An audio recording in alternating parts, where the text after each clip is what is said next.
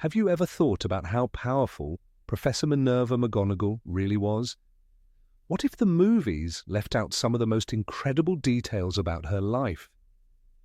In today's video, you will discover secrets about McGonagall's strength, past, and the moments that never made it to the screen. The Harry Potter series is full of unforgettable characters, but even among them, one stands out: strict, brilliant, and endlessly loyal. Minerva McGonagall wasn't just a professor, she was a force to be reckoned with. Students feared her, yet respected her deeply. Her colleagues trusted her judgment, and when the moment called for it, she became a warrior. But how did she rise to such prominence? What made her one of the most skilled witches of her time? And what moments from her story were left out of the films? Minerva McGonagall was born in Scotland to a Muggle priest and a witch. Her mother hid her magic for years, fearing her husband's reaction. When the truth came out, it created a rift in the family. They still loved each other, but trust was never the same. Young Minerva grew up watching her mother struggle between two worlds, longing for the magical life she left behind, while her father wrestled with the idea that his wife was, in his eyes, a witch. At Hogwarts, McGonagall immediately drew attention. The Sorting Hat took an unusually long time deciding between Gryffindor and Ravenclaw. In the end, her bravery won out. She became one of Gryffindor's brightest students, excelling in transfiguration and earning a reputation as a strict but fair leader. Her personal life was marked by heartbreak. After graduating, she fell deeply in love with a Muggle man. When he proposed, she almost said yes. But she knew that marriage would mean giving up her magical ambitions. She made the painful choice to walk away, leaving behind love for a future in the wizarding world. McGonagall's first job was at the Ministry of Magic, where she quickly gained recognition. Her superior, Elphinstone Urquhart, admired her talent. But London bored her. She longed for Hogwarts. When Dumbledore offered her a teaching position, she accepted immediately. Years later, Elphinstone proposed to her. She refused. Her heart still belonged to the Muggle man she had left behind. Only much later, after years of loneliness, did she finally say yes. Their happiness was short-lived. Just 3 years into their marriage, Elphinstone died from a rare plant's venom. It was a devastating loss, one she never fully recovered from. As a professor, McGonagall was both respected and feared. She was a strict disciplinarian, but she cared deeply for her students. She upheld the rules like her father, yet possessed the sharp wit and talent of her mother. When Voldemort rose to power, she played a crucial role in resisting him. Though she never officially joined the Order of the Phoenix, she worked closely with Aurors, gathering intelligence on Death Eater movements. During the reign of Dolores Umbridge, McGonagall was one of the few who dared to stand up to her. In one legendary moment, Umbridge interrupted her lesson, trying to assert dominance. Without hesitation, McGonagall shut her down with a sharp remark, leaving the entire class in stunned silence. And then came the Battle of Hogwarts. McGonagall led the school's defense, casting powerful enchantments to shield the castle. She single-handedly animated Hogwarts Stone Guardians, commanding them to fight. In the chaos of the final battle, she even faced Voldemort himself. She couldn't defeat him, but she didn't back down either. After the war, she took her rightful place as Hogwarts headmistress, serving until old age. But just how powerful was she? McGonagall was one of the greatest transfiguration masters, second only to Dumbledore. She was an animagus, capable of transforming into a cat at will. She used this ability to spy on Death Eaters. Her Patronus was also a cat, and she could summon multiple Patronuses at once, something few wizards could do. She was skilled in combat magic. During an attempt to arrest Hagrid, 4 Aurors attacked her at once. They only managed to bring her down by sheer numbers. Many believed that in a fair duel none of them could have bested her. Her most impressive feat? Activating Hogwarts' legendary protection spells, a task so advanced it was typically reserved for headmasters. McGonagall wasn't just a professor, she was a legend, a fierce protector of Hogwarts, a woman who stood against darkness time and time again. Her story is one of strength, sacrifice, and an unwavering sense of justice. And yet, despite everything she did, the movies only scratched the surface of who she really was. Minerva McGonagall was a mystery wrapped in a stern look and a sharp mind. She had always been the embodiment of discipline and unwavering loyalty to Hogwarts. But what if behind that mask of strict professionalism lay secrets so deep that even Albus Dumbledore did not know them all? Some whispers in the castle corridors hinted at a past she never spoke of. There were questions no student dared to ask. Why did she never marry? Why did she never seem to leave Hogwarts, even during holidays? And why did her eyes darken when certain names were mentioned? One such name was Dougal McGregor. A muggle, an ordinary man, someone completely outside the world of magic. But at one point in her life, he had meant everything to Minerva. Before she ever donned the emerald green robes of a transfiguration professor, she had stood at the crossroads of two worlds. She was young, in love, and faced with a terrible choice. Marrying Dougal would mean giving up magic, hiding it forever. Staying in the wizarding world meant breaking her own heart.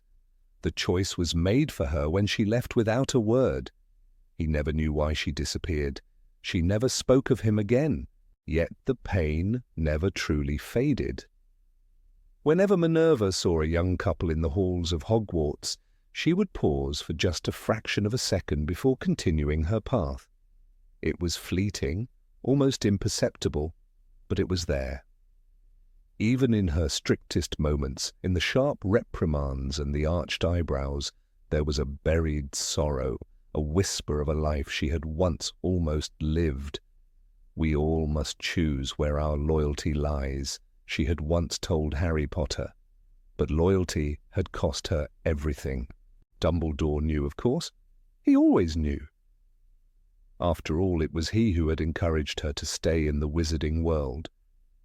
It was he who had warned her of the dangers of living among muggles while carrying magic inside her. The heart, he had once said, is the most unpredictable of all things. But did he truly understand what she had lost? In the years that followed, Minerva buried herself in her work. She built a wall so thick that even those closest to her never thought to ask what lay beneath it. Yet there were moments, tiny cracks in the armor. She never showed favoritism among students, except perhaps once. Neville Longbottom, clumsy, nervous, uncertain of himself. When he faced his worst fears and stood up to those who doubted him, she had smiled, ever so briefly. She had seen in him something familiar, a boy who could have been her son in another life, a boy who needed just one person to believe in him. "Well done, Mr. Longbottom," she had said, her voice softer than usual. But there was more to that moment than anyone knew. Her past had left its scars. During the First Wizarding War, she had fought on the front lines against Voldemort's followers. She had lost friends, colleagues, even family.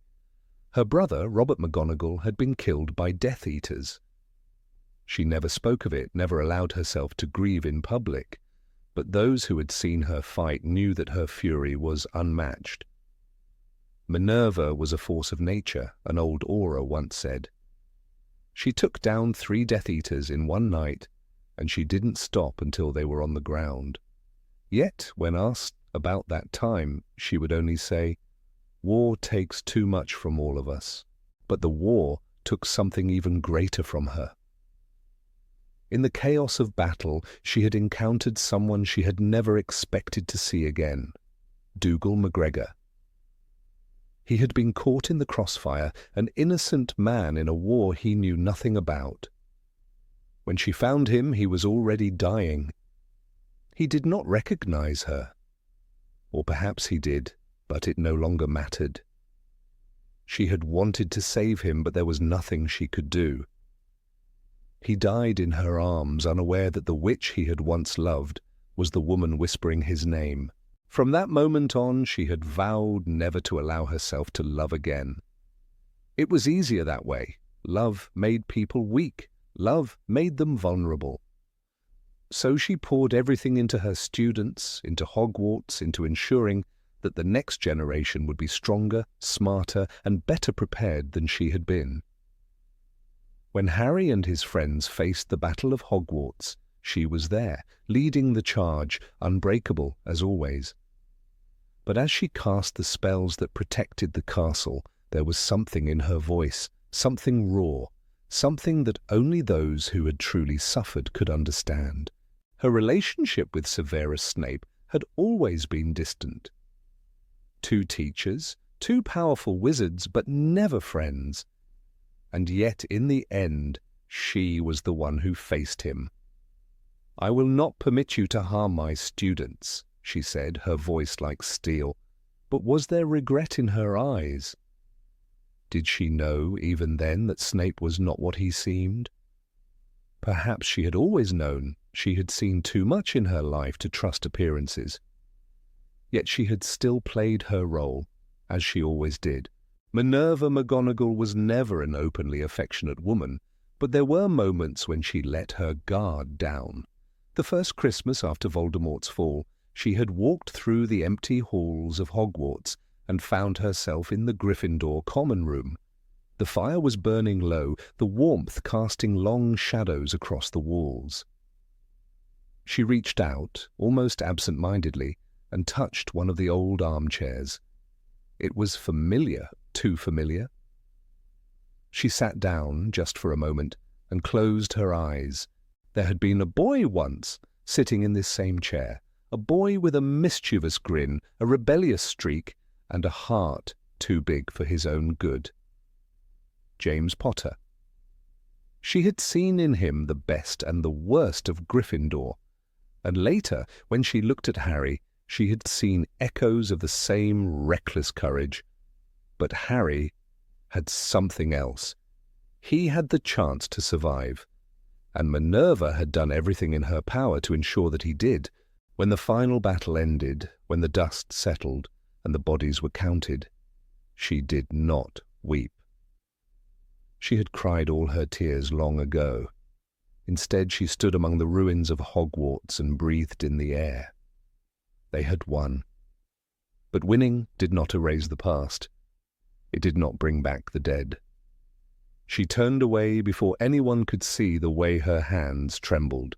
Years later, after she became headmistress, she sometimes sat alone in her office, staring at the portraits on the walls. Dumbledore smiled down at her, twinkle-eyed as always. Phineas Nigellus muttered something snide, but her eyes always drifted to one particular spot, an empty place where no portrait hung. There should have been one more face there, a man with warm brown eyes and a kind smile.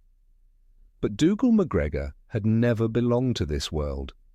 She never told anyone about him. She never spoke of the life she had almost had. But sometimes, on quiet nights when the castle was silent, she would sit in her chair, sip her tea, and allow herself just one fleeting memory. The past was a ghost that never truly left, and Minerva McGonagall, for all her wisdom and strength, was still human.